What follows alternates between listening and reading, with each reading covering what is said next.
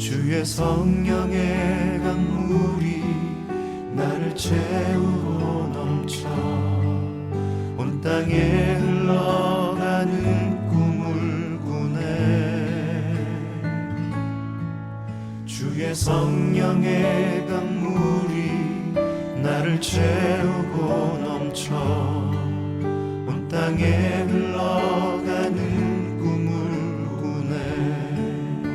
아름다운 그런 며느리와 시어머니의 관계를 보여줬던 TV 프로가 있었는데 2003년도에 좀 오래된 프로지만 KBS 다큐에 여러분 동행이라는 다큐 중에 나왔던 베트남 출신의 주연 씨와 그리고 팔순임이 넘은 치매에 걸린 시어머니의 아름다운 이야기가 감동을 줬던 것이 기억이 납니다.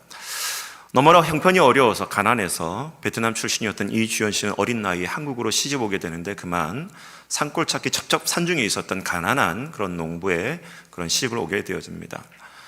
그때 한국에 처음 왔을 때에 시어머니가 한국 문화에 적응하지 못하고 음식에 고생하고 있었던 이 주연 씨를 향해서 특별히 배려하는 마음으로 이 시어머니는 그 며느리 주연 씨에게 매일같이 고등어를 구워줬다 그래요.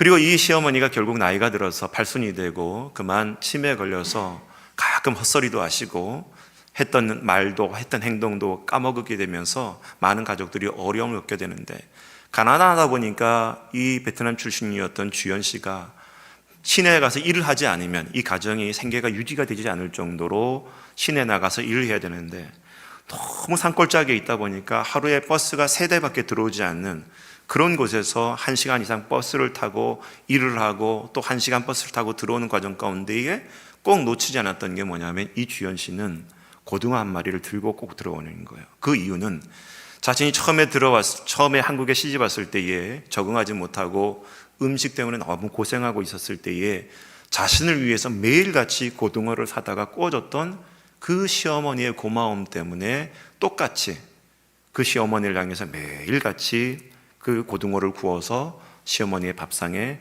올리게 되는 그 따뜻한 주연 씨의 마음이 남겨져 있어요. 그리고 화면을 보다 보면 이 시어머니가 그 치매에 걸렸음에도 불구하고 자신을 향해서 매일같이 고등어를 사오는 그 며느리를 동네 어귀에서 기다리면서 이제 며느리가 때마침 도착할 때가 되면 다시 이 시어머니 할머니는 집에 들어가서 며느리가 제일 좋아하는 민들레 차를 끓이면서 또 그 며느리를 기다리고 있는 그 따뜻한 모습이 TV 속에 담겨져 있던 것을 기억이 납니다.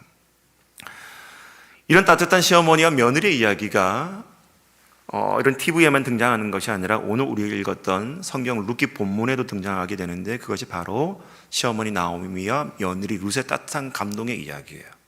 바로 하나님께서는 그 무너졌던 인생 나오미에게 바로 그런 사람과 며느리와의 동행 그리고 또 보이지 않는 그 하나님과의 동행 속에서 그 나오미의 인생을 회복시키시고 그리고 오늘날 이 시대를 살아가고 있는 어려운 가운데에 아픔 가운데 놓여져 있는 수많은 하나님의 백성들을 어떻게 회복시키는지에 대한 이야기가 오늘 말씀의 본문의 주제입니다.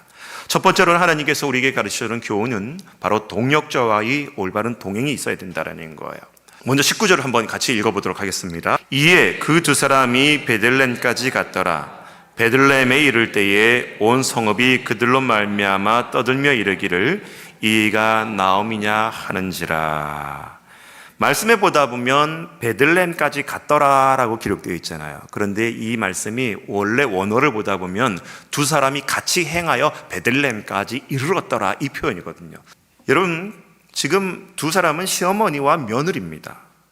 그리고 모압 땅과 그리고 저 너머에 있는 베들레헴까지는 요단강 협곡을 건너야 되고 그리고 그 거리는 무려 80km가 넘는 거리예요.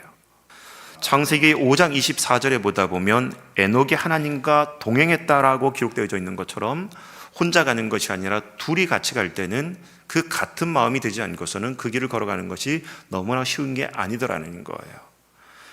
아모스 3장 3절에도 두 사람이 뜻이 같지 않은데 어찌 동행할 수 있겠느냐라면서 반문하는 성경의 구절이 나오게 되는데 그만큼 무엇인가를 같은 길을 걸어가고 같은 곳을 바라보고 걸어가야 될 때에 꼭 필요한 것은 사랑과 인애로 묶여져 있는 헤세드의 마음이 필요한데 바로 이 나오미와 그리고 룻이 그 먼 거리를 베들레헴을 향해서 같이 걸어갈 수 있었던 것은 바로 그 마음이 있었기 때문인 줄 믿습니다.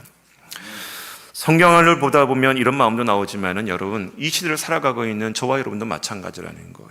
교회 안에도 목회자와 성도 간에 같은 마음이 될 때에 그 교회 공동체는 아름다운 공동체가 된 줄 믿습니다. 셀도 마찬가지예요. 셀 리더와 셀원들이 같은 마음, 같은 생각, 같은 뜻을 뿜을 때 그 셀은 건강한 셀이 될 수 있는 거예요. 가정도 마찬가지입니다. 부모와 자녀가 같은 마음을 갖고 있을 때에 이 가정의 재단을 믿음의 재단으로 쌓아 올리고자 하는 같은 마음이 있을 때에 그 가정 봉고마가 일어나는 것이고, 그것이 하나님의 나라 천국이 되는 줄 믿으시기 바랍니다. 여러분, 그런데 중요한 것은 같은 마음을 갖고 같은 곳을 바라본다 할지라도 그 모든 그 대상들이 똑같지는 않다는 거예요. 같은 길을 걸어가고 있지만 잘못된 길을 걸어가고 있는 부류가 있는데, 성경을 보다 보면 여러분 동률한 단어가 나오거든요. 이 동률한 단어는 같을 동자에다가 무리류자를 쓰면서 이 무리류자가 다르게 발음하게 되면 치우칠 내로 읽게 됩니다. 그러니까 여러분, 동률하는 것은 어떤 특정한 개인들의 이기적인 목적과 만족을 위해서 그릇된 방향으로 편협한 목적을 향해서 걸어가고 있는 부류가 여러분 동률하고 기록되어져 있는 거예요. 근데 성경에서는 그런 동률을 여러분 인정하는 것이 아니라 거룩한 마음과 거룩한 목적과 거룩한 뜻을 갖고 하나님의 영광을 위해서 같은 방향으로 걸어가는 믿음의 공동체를 뭐라 그러냐면 동지, 다른 말로 말하면 동역자라고 표현해주고 있다는 거예요. 성경을 보다 보면 수많은 커플이 나옵니다. 아담과 하와가 에덴 동산에서 지음받을 때도 하나님께서는 그들로 하여금 동류가 아니라 동역자로 세워주셨다는 거예요. 이스라엘 백성들을 출애굽할 때도 모세와 아론을 부르셨을 때도 그릇된 방향으로 가는 동류가 아니라 하나님의 그 언약을 이루기 위한 동역자로 그들 두 사람을 불러주셨습니다. 가나안 땅을 정복할 때도 여호수아 혼자 그 사역을 감당하지 않도록 하나님께서는 갈렙이라는 좋은 동역자를 함께 붙여주셨습니다. 참으로 고귀하고 하나님 앞에 위대하게 쓰임받았던 왕이었던 다윗 왕도 그 혼자 외로운 인생이었지만 결국 하나님께서는 그 길을 외롭게 가지 않도록 요나단이라는 좋은 동역자를 그에게 붙여주셨어요. 신약 시대를 보다 보면 하나님의 나라가 온 땅 가운데 열방에 전해질 수 있도록 이방인의 사도로 부름받았던 그 바울 옆에서도 하나님께서는 바울뿐만 아니라 신라라는 좋은 동역자를 붙여주셔서 함께 그 길을 걸어가게 하셨습니다. 마찬가지로 저와 여러분들이 그 기나긴 믿음의 길을 걸어갈 때에 혼자 걸어가는 것이 아니라 함께 어우러지는 동역자의 만남에 축복이 있기를 주의 이름으로 축원합니다. 그런데 중요한 것은 여러분, 그렇게 지음받은 교회라 할지라도 순간 자초될 위험이 있는데, 사도 바울이 빌립보서에 보낸 편지를 보다 보면 이것에 대해서 중요하게 가르치는 교훈의 말씀이 나옵니다. 빌립보서 4장 2절 말씀 같이 읽어보겠습니다. 시작. 내가 유오디아를 권하고 순두계를 권하노니 주 안에서 같은 마음을 품어라. 아멘. 주님 안에서 같은 마음을 품어라. 제가 예전에도 현대판 이서부와 토끼와 거북이 이야기를 말씀을 드린 적이 있어요. 그런데 최근에 그 토끼와 거북이 후속편이 또 등장했다고 합니다. 여러분, 토끼가 가만히 보다 보니까 자기의 은사가 더 확실하게 드러나고 싶었던 거예요. 그래서 토끼가 거북이에게 또 제안을 합니다. 거북아, 한번 경기를 더 하자고.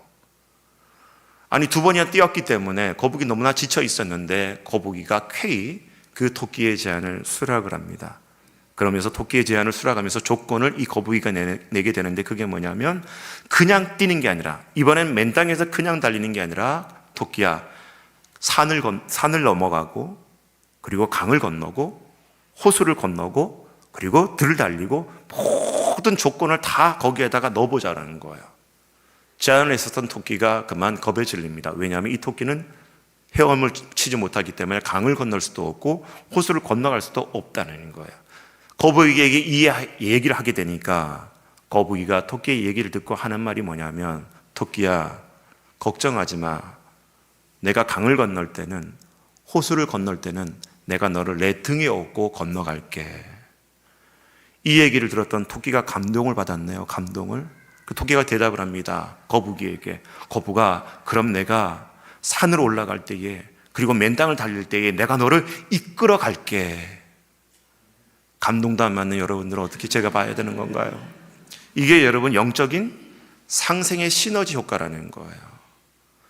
서로의 연약함이 있고 서로의 부족함이 있다 할지라도 그것들을 잘 이렇게 메꿔서 서로가 함께 걸어가려고 하는 그 동력의 모습이 바로 이 현대판 토끼와 거북이의 이야기에 있듯이, 저와 여러분들이 서로 경쟁하고 서로를 여러분 우월을 따지고 내 뜻을 고집하는 그런 관계가 아니라 함께 믿음의 그 본질을 향해서 걸어나갈 수 있는 동역하는 공동체가 될 수 있길 주의 이름으로 축복하며 기도합니다. 예수님의 제자들 중에서도요, 너무나 상극이 된 두 제자가 있었는데 세리 출신이었던 마태 그리고 열심당원이었던 유다는 도저히 두 사람은 어울릴 수 없는 관계였습니다. 세리 출신이었던 마태는 정통 유대인들이 가장 싫어했었던 직종의 사람이 바로 이 세리였거든요. 가난하게 또 뼈 빠지게 일해가지고 세금을 바쳐가지고 그 세금을 로마에게 갖다 바치는 사람이 바로 이 세리 마태였고, 반면에 열심당원이었던 이 유다는 어떻게든 무력으로 하든 어떤 방법을 동원해서라도 이 이스라엘을 로마로부터 독립하고자 했던 그 마음이 있었던 열심당원이었기 때문에 이 마태와 여러분 유다가 함께 있다는 것은 상상할 수 없는 일인데, 예수님은 이 두 사람을 함께 예수님의 12제자 안에 포함시켜서 불러주셨던 거예요. 출신 성분이 무엇이든 간에 정치적인 배경이 무엇이든지 하는 게 그 모든 것은 중요하지 않고 하나님의 나라를 향해서 같은 마음, 같은 생각, 같은 뜻을 품고 걸어갈 수 있도록 불러주셨던 예수님의 마음처럼 저와 여러분들이 하나님의 나라를 위해서 발치는 공동체의 사명을 감당하기 위해서 함께 걸어나가는 동역의 삶이 될 수 있는 우리 공동체가 될 수 있길 축복하며 기도합니다. 두 번째, 하나님께서 오늘 우리에게 가르쳐주는 귀한 동행의 교훈은 인생의 마라의 순간에서 만나는 사다이 하나님과의 동행이라는 거예요. 우리가 읽었던 본문 중에 여러분 19절을 보다 보면 온 성읍이 떠들며 이르기를 이는 나오미가 아니냐라고 동네 사람들이 나오미를 알아보고 나오미다, 나오미가 어떻게 돌아오게 됐지라고 하면서 반색을 하면서 나오미를 반기게 되는 장면이 등장하고 있습니다. 10년 전에 별로 먹고 사는 문제가 별로 걱정이 되지 않았음에도 불구하고 지레짐작으로 겁을 먹고 많은 양식과 재산을 들고 모압으로 건너갔던 이 나오미의 가족들, 떠날 때는 남편 엘리멜렉도 있었고 두 아들도 있었지만 돌아올 때는 남편도 없고 두 아들도 잃어버리고 전혀 처음 보는 이방인 며느리 룻과 함께 돌아오고 있는 이 남나 모습의 나오미를 바라보면서 이 베들레헴의 동네 사람들은 나오미를 향해서 애틋한 마음을 표현하게 되거든요. 근데 그 마음을 알아차렸던 나오미는 그 동네 사람들 향해서 뭐라고 고백하냐면 우리 20절과 21절 말씀 같이 읽어보도록 하겠습니다. 시작. 나오미가 그들에게 이르되 나를 나오미라 부르지 말고 나를 마라라 부르라. 이는 전능자가 나를 심히 괴롭게 하셨음이니라. 내가 풍족하게 나갔더니 여호와께서 내게 비어 돌아오게 하셨느니라. 여호와께서 나를 징벌하셨고 전능자가 나를 괴롭게 하셨거늘 너희가 어찌 나를 나오미라 부르냐 하니라. 아멘. 자신을 알아차리고 자신을 향해서 나오미가 아니냐라고 물어보는 이 동네 사람들에게 이 나오미는 뭐라 그러냐면 더 이상 나를 나오미라 부르지 마라. 나는 하나님에 의해서 괴로움을 겪었던 여인이기 때문에 나를 마라라 불러달라. 나오미란 이름의 뜻은 기쁨이란 뜻이고요, 마라란 뜻은 여러분 괴로움, 슬픔이란 뜻이거든요. 근데 동네 사람들에게 더 이상 나를 기쁨이라는 그 나오미의 이름을 부르지 말고 괴로움이라는 마라로 자기를 불러달라는 거예요. 여러분, 이 표현은 나오미가 마치 하나님이 자신을 괴롭혔기 때문에 하나님 앞에 불평하거나 하나님을 원망하는 그런 어조의 목소리가 아니라 하나님께서 나오미를 돌아오게 하기 위해서 하나님께서 드시는 그 채찍과 깨달음으로 표현하고 있다라는 거예요. 여러분, 이 고백이 또 다른 성경을 보다 보면 히브리서 12장 11절에 이렇게 기록되어져 있는데 무릇 징계가 당시에는 즐거워 보이지 않고 슬퍼 보이나 후에 그로 말미암아 연단받은 자들은 의와 평강의 열매를 맺느니라. 아멘. 사도 바울도 여러분 이걸 잘 알고 있었던 그 마음이었기 때문에 영적의 아들이었던 디모데에게도 하나님의 말씀으로 우리를 훈련하시는 그 하나님의 표현을 이렇게 얘기합니다. 교훈과 책망과 바르게 함과 의로 교육하기 위해 그 말씀이 유익하다고 하면서 말씀을 통해서 우리를 깨닫게 하신 하나님을 이 사도 바울은 영적 아들이었던 디모데에게 동일하게 표현하고 있는 거예요. 오늘 이 본문에서 나오미가 자신을 마라라고 고백하게 하는 그 이 모습을 가만히 들여다보면, 이 마라라는 곳은 이스라엘 백성들이 홍해를 건너고 출애굽하게 됐을 때에 출애굽기 15장에 보다 보면 홍해를 건너자마자 제일 먼저 겪는 시험이 뭐냐면 마실 물이 없게 되는 상황을 맞이하게 됩니다. 마실 물이 없게 되자 이스라엘 백성들은 방금 홍해를 건넜음에도 불구하고 하나님 앞에 원망했던 그곳 이름이 바로 마라였던 거예요. 이스라엘 백성들은 마실 물이 없다라고 원망했던 그곳이 마라였지만 오늘 이 나오미는 자신의 인생을 마라라고 부르면서 그런 밑바닥 같은 인생 속에서도 여전히 하나님에 대한 신앙으로 이 상황을 이겨내고 있는 그 나오미의 모습을 발견할 수 있다는 겁니다. 또 다른 사람 욥도 마찬가지입니다. 우리가 잘 알다시피 욥은 얼마나 많은 것들을 잃어버리고 어려움 가운데 처했습니까? 그런데 말씀을 보다 보니까 이 욥도 인생의 마라 속에서 하나님을 원망하는 것이 아니라 그 가운데에 하나님에 대한 그 신뢰함으로 그 어려움을 이겨낼 수 있었던 것처럼 저와 여러분들이 오늘 순간순간 살아가면서 마라와 같은 고통 속에 있다 할지라도 하나님에 대한 신뢰를 잃어버리지 않는 모두가 되길 축복합니다. 반면에 여러분, 사울은 이스라엘의 초대 왕이었음에도 불구하고 왕으로 지내고 있었을 때에 그 인생의 위험 가운데 마라가 찾아오거든요. 그것이 여러분 블레셋, 이방 민족이었던 블레셋이 쳐들어오게 된단 말이에요.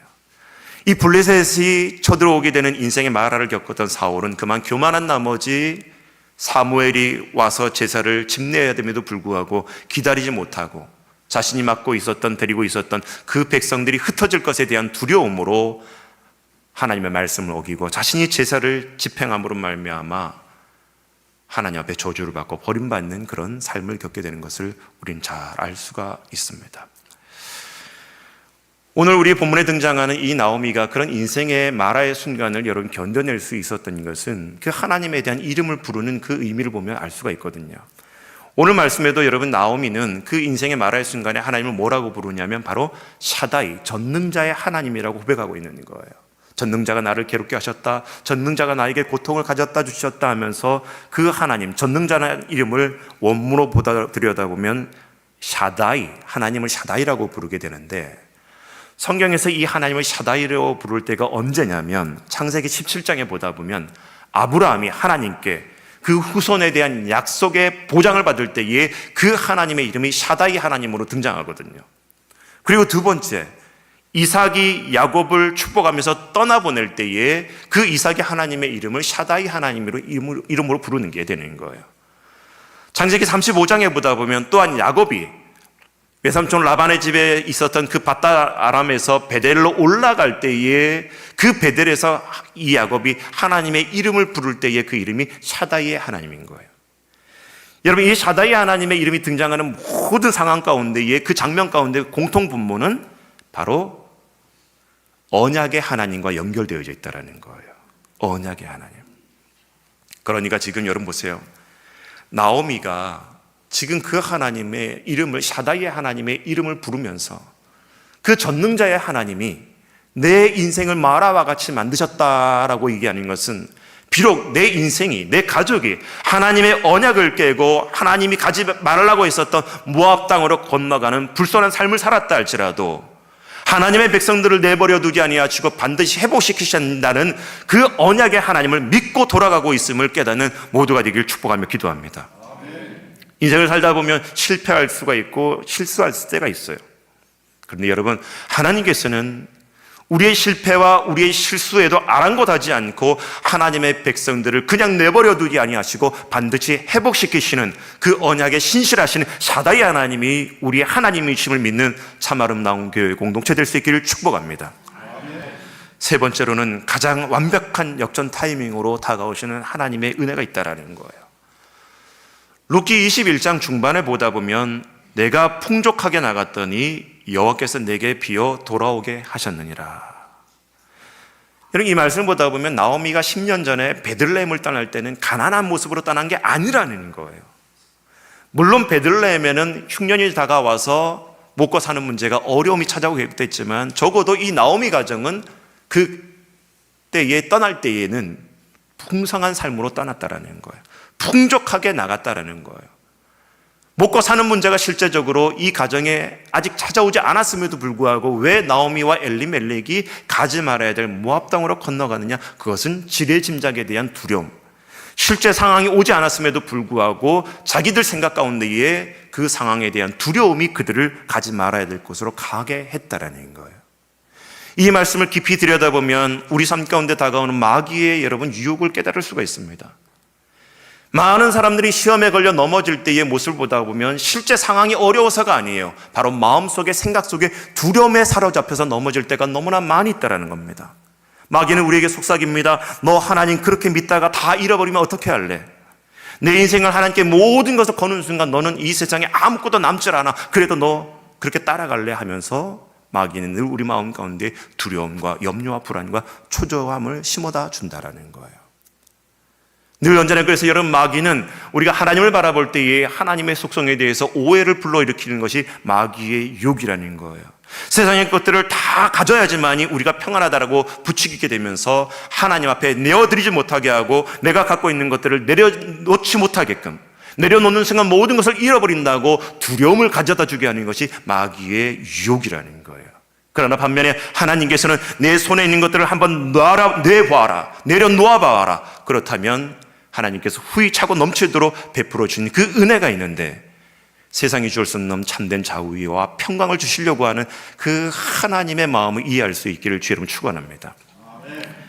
간단해요, 여러분. 마귀의 목표는 우리로 하여금 하나님과 멀어지게 하는 겁니다.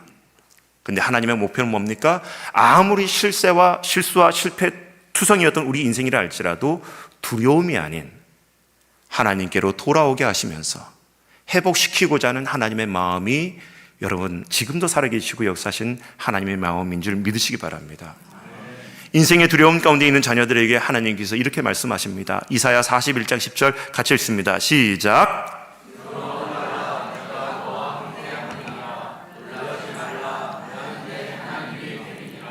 내가 너를 굳세게 함이라. 참으로 너를 도와주리라.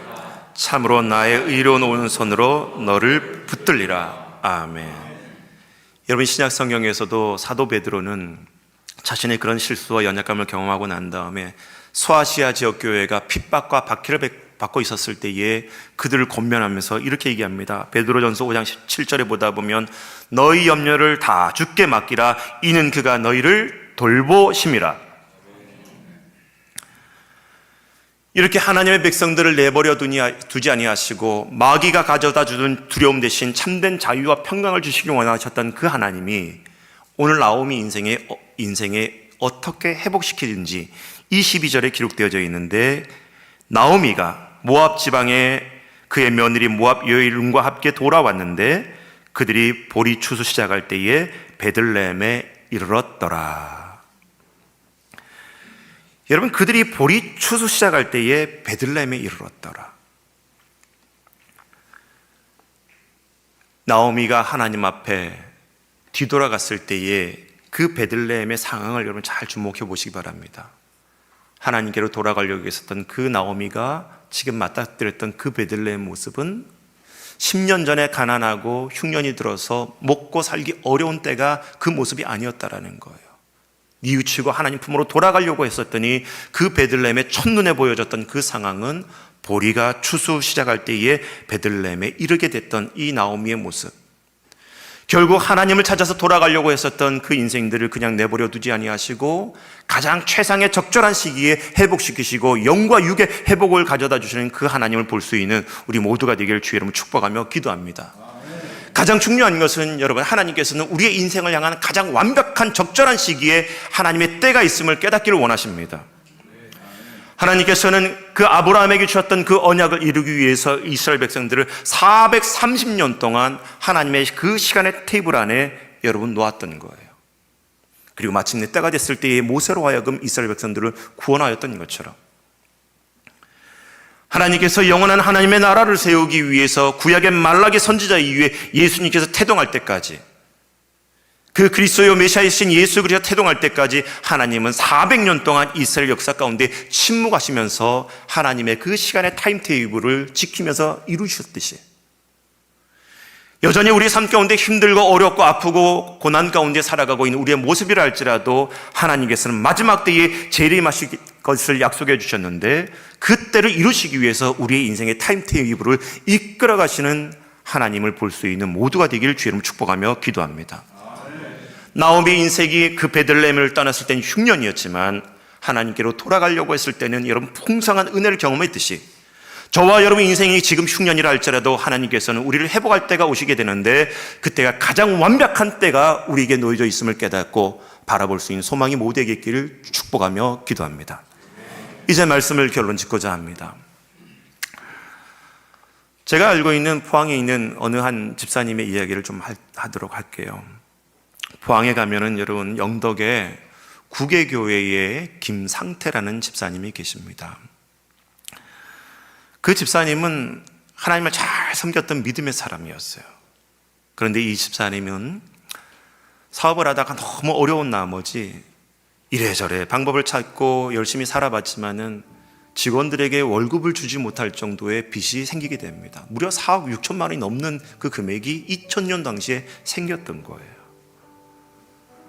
이제 2000년도 12월 27일이 되면 자신이 갖고 있었던 모든 재산과 사업터와 모든 재산들을 경매로 내놔야 될 상황이 됐습니다. 이 집사님의 삶을 잘 알고 있었던 동네 사람들은 아무리 교회 다녀도 소용이 없으니까 저 바다 앞에 나가가지고 용왕제를 드려보자라는 거예요. 아니, 너가 교회 집사하면 드리기 힘들면 우리가 대신 옆에서 드려줄 테니까 옆에 서 있기만 하라고. 마치 그 집사님의 믿음을 조롱하듯이 동네 사람들은 용왕제를 드리자고 부추깁니다. 그래도 이 집사님은 그 믿음의 확신을 갖고 하나님이 기뻐하시는 일은 내가 하지 않겠습니다. 그래서 매주일이 되면 눈물을 흘리며 성경책을 들고 하나님 앞에 나와서 예배드리고 하나님 앞에 기도하는 거예요. 이제 이틀 남았습니다. 그런데 2024년도 12월 24일 날에 이제 3일 뒤면은 모든 것이 경매로 넘어가야 될 상황 가운데에 너무 답답한 나머지 이 김상태 집사님은 자신이 섬기고 있었던 교회의 담임 목사님에게 찾아가서 크리스마스 이브날 저녁에, 목사님, 이제 며칠 뒤면 내가 모든 것을 다 잃어버리게 되고 탕진하게 되는 삶인데 목사님, 하나님의 살아계심을 위해서 한 번만 기도해달라고. 목사님과 그 김상태 집사님은 손을 붙들고 그날 저녁에 간절하게 기도하고 집으로 돌아갑니다. 그리고 그 다음날 크리스마스 날 새벽 6시 35분에 자기의 사촌에게 갑자기 전화가 오게 되는데, 형님 큰일 났습니다. 당장 부둣가로 나오라고. 왜 그러냐고. 그 부둣가에 나가서 알아보니까 밤새도록 어떤 일이 벌어졌냐면은, 목사님하고 기도하고 나서 그 밤새 동안 벌어졌던 일은 그 김상대 집사님이 그 영덕 앞바다에 쳐놨었던 그 어망에 무려 5,000마리 방어떼가 그 그물망에 잡힌 거예요. 놀라지도 않는 여러분들을 제가 어떻게 봐야 될지. 그때 당시에 여러분 5kg에서 10kg의 그 방어 한 마리가 시세가 16만 원에서 20만 원 정도 거래가 될 때거든요. 그게 5,000마리가 그 집사님의 어망에 잡혔는데, 더 놀라운 것은 주변 500m 근방에 다른 이웃집 사람들의 어망도 다 펼쳐져 있었다라는 거예요. 그런데 그 동네 사람들의 어망에는 방어 한 마리도 들어가지 않았던 반면에 이 집사님의 어망에는 여러분 5,000마리 방어떼가 들어갔어요. 어망의 처음에 입구가 여러분 25m로 시작하게 되고 저 끝에 마지막 수문에 1m짜리 여러분 문이 있고, 근데 이 거리가 무려 160m 되는 거예요. 여러분 5,000마리 방어떼가 그 160m 되는 그 어망을 통과하기 위해서 한번 생각해 보십시오. 맨 끝에 있었던 5,000마리 방어는 여러분 순서 기다릴 때 얼마나 답답했겠어요. 근데 그 5,000마리가 그 집사님의 어망에 잡혔어요. 그리고 그걸 가지고 구판장에 내놨더니 무려 5억 3천만 원에 팔렸다는 겁니다. 남의 얘기지만 놀라지도 않네요, 여러분. 너무나 은혜가 감사해서 그 빚을 청산하고 한 6천만 원가량 남았던 이 금액을 가지고 집사님은 어떻게 할까? 가만히 보다 보니까 여름이 되면 그 구계교회의 천장에서 물이 새가지고 물이 뚝뚝 떨어지는데, 내 평생의 소원이라고 했었던 그 천장을 다시 보수하는 일에 6천만 원 남은 헌금을 다 헌금을 합니다. 더 놀라운 것은 그렇게 하나님 앞에 영광 올렸던 이 집사님 삶 가운데 2달 뒤에 또 어떤 일이 벌어지냐면, 그때가 구정 때예요. 구정 새벽에 또 연락이 오세요. 갑자기 사촌한테. 그래서 부둣가를 나가봤더니 이 집사님 어망에 밍크 고래가 한 마리가 덜컥 잡혔다는 거예요. 그걸 설날이라 가지고 구판장에 내갔더니 거래가 많지 않았음에도 불구하고 그날 설날 당일날 아침에 5천만 원의 그 밍크고래가 팔렸다고 합니다. 더 놀라운 것은 여러분, 이 밍크고래는 여러분 영덕까지 안 올라오거든요. 대부분 울산 앞바다에서 잡히는데 이 밍크고래가 어떤 힘에 의해서 그런지 몰라도 그 영덕 앞바다에 잡히는 거예요. 하나님께서 그렇게 은혜를 베푸셨습니다. 더 놀라운 것은 이 집사님 가난함에도 불구하고 마음에 소원함이 있었는데, 그게 뭐냐면 이 영덕 앞바다에 바다가 훤히 보이는 이곳에 은퇴하신 목사님들이나 또 선교를 마치고 돌아온 선교사님들이 거할 곳이 없다면 내가 뭔가 이 앞바다가 보이는 이곳에 그러한 은퇴 목회자나 은퇴한 선교사님들을 모실 수 있는 그런 센터를 짓고 싶은 마음이 있었는데, 어느 한 그 영덕 군청에 있었던 공무원이 가지고 있었던 500평의 땅을 무료로 그냥 기증을 받은 거예요. 이 이야기는 여러분 뭘 얘기하는 겁니까? 중요한 것은 하나님은 그 전능자의 손길로 가장 완벽한 때에 가장 적절한 시기에 하나님의 백성들을 회복시키시는, 지금도 살아계시고 역사하실 우리 하나님을 만나게 되는 우리 모두가 될 수 있길 축복하며 기도합니다. 채워주소서, 부어주소서, 거룩하신 주 성령 내 안에 넘쳐 흐르는 사랑의 노래, 열방을 향하여 흘러가리. 채워주소서, 부어주소서,